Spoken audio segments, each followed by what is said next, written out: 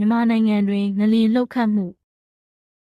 မြန်မာနိုင်ငံမှာမကြာသေးခင်ကငလျင်လှုပ်ခတ်သွားခဲ့တာကိုသင်သိပါသလားဒီငလျင်ကြောင့်ထိခိုက်ပျက်စီးမှုတွေရှိခဲ့ပြီးလူတွေရဲ့ဘဝတွေကိုလည်းထိခိုက်စေခဲ့ပါတယ်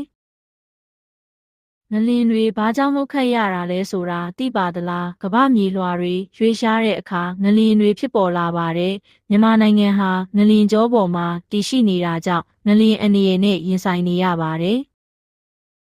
ဒီငလျင်ကြောင့်အဆောက်အအုံတွေပျက်စီးခဲ့ပြီးလူတွေဒဏ်ရာရခဲ့ပါတယ်။အရေးပေါ်ကယ်ဆယ်ရေးအဖွဲ့တွေကထိခိုက်ခံစားရသူတွေကိုကူညီပေးနေပါတယ်။ငလျင်လှုပ်တဲ့အခါဘယ်လိုလုပ်ရမလဲဆိုတာသိထားဖို့အရေးကြီးပါတယ်။ခိုင်ခန့်တဲ့အောက်မှာပုန်းနေပါဒါမှမဟုတ်အဆောက်အုံနဲ့ဝေးမှာနေပါ။ငလျင်အကြောင်းနဲ့ဘေးကင်းလုံခြုံရေးအတွက်သင်ဘာတွေလုပ်နိုင်လဲဆိုတာကိုပိုမိုလေ့လာခြင်းပါသလားကျွန်တော်တို့ရဲ့ website မှာဝင်ရောက်ကြည့်ရှုပြီးအချက်လက်တွေကိုလေ့လာနိုင်ပါတယ်။ဒါအပြင်တင့်မိသားစုနဲ့မိတ်ဆွေတွေကိုလည်းဒီအကြောင်းအရာတွေကိုမျှဝေပေးခြင်းဖြင့်အသိပညာပေးနိုင်ပါတယ်။